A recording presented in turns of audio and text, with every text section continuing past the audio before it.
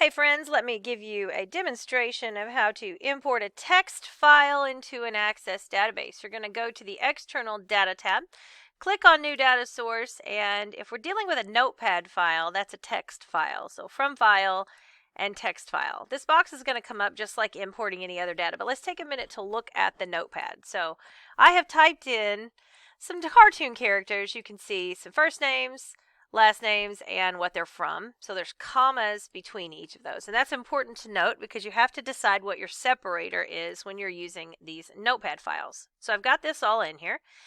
That's what it looks like. Now I'm going to pull that file. So I've got that file in this folder. Got to go ahead and browse for it. And then it says, what do you want to do? Import the source into a new table. Well, that's what I want to do. So I'm going to hit OK. And then I've got to answer some questions in this wizard. So you have two options. Delimited, meaning there is a delimiter, and a delimiter is a character like a comma.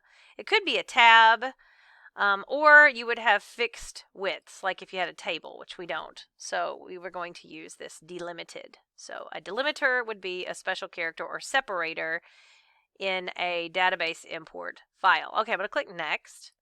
Then it says, what is the delimiter? You can see there's some options. Tab, semicolon, space bar even, but comma. And if we had field names, and I didn't put them on here on purpose, you would say first row contains field names, but we don't have I don't have a first name, last name, whatever. Okay, so I got my comma, I'm going to hit Next. Then now I have the opportunity to name the field. And so here's where I could type in first name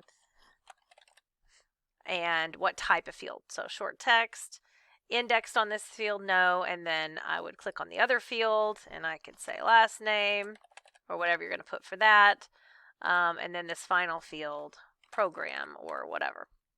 Now this does not have a primary key at this point in here. We would let it add one if it asks. We're going to click Next, and this is where it asks you. So add a primary key, or if I had something that was going to be unique on all these, I would choose it, but I don't. So I'm going to go ahead and let it add one. Next, and then finally, what do you want this to be called?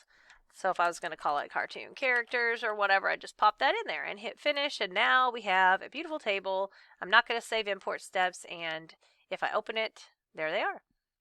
And if we go to Home tab and Table Design View, you can see they're all in there with the exact formats that were chosen during the import. And that's it. It's pretty much like all the other imports. You just have delimiters to deal with.